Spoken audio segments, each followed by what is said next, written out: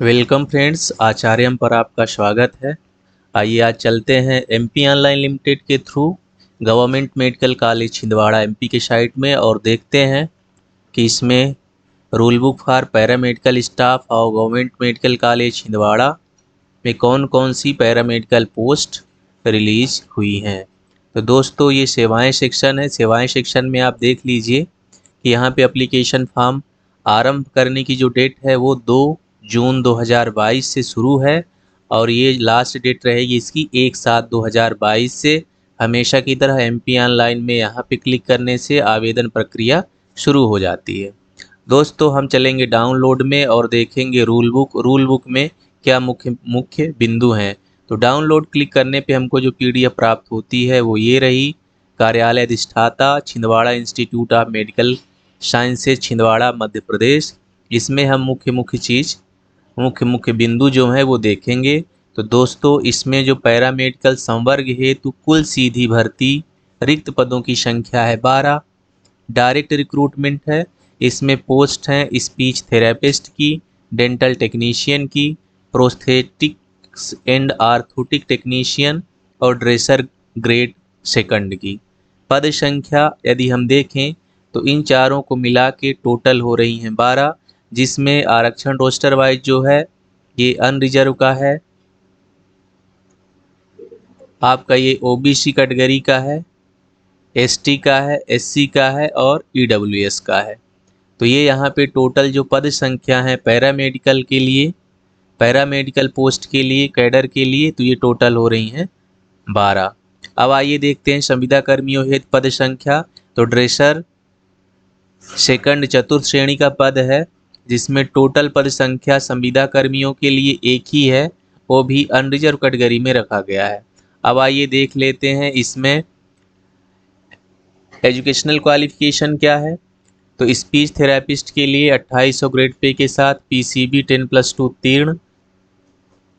Speech therapist technician की स्नातकोत्तर स्नातक प्रमाण पत्र और एमपी पैरामेडिकल काउंसिल में पंजीयन। डेंटल टेक्नीशियन में पीसीबी 10+2 क्वालिफाइड, संबंधित ट्रेड से डिप्लोमा प्रमाण पत्र और मध्य प्रदेश पैरामेडिकल काउंसिल से पंजीयन। प्रोस्थेटिक्स एंड आर्थोटिक टेक्नीशियन का देख लेते हैं। इसमें आपका जो ग्रेड पे है 2800 ग्रेड पे है, पीसीबी 10+2 प्रोस्थेटिक आर्थोटिक टेक्नीशियन का डिप्लोमा होना चाहिए और मध्य प्रदेश शासकीय चिकित्सीय परिषद एमपी पैरामेडिकल काउंसिल में आपका जीवित पंजीयन होना चाहिए।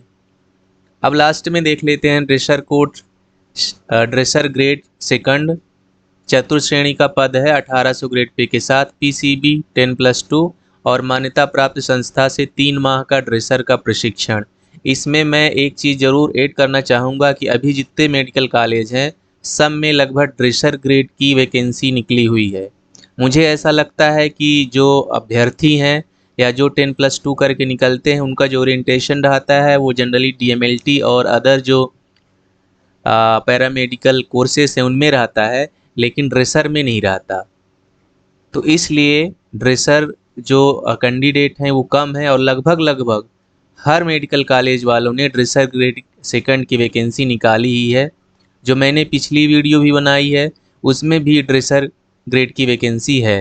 तो दोस्तों, मैं कहना चाहूँगा जो अभी 10+2 में हैं, 12वीं पढ़ रहे हैं, उनके लिए भी कि ये भी एक अच्छा सा मौका हो सकता है ड्रेसर के लिए आपको रोज़गार पाने का।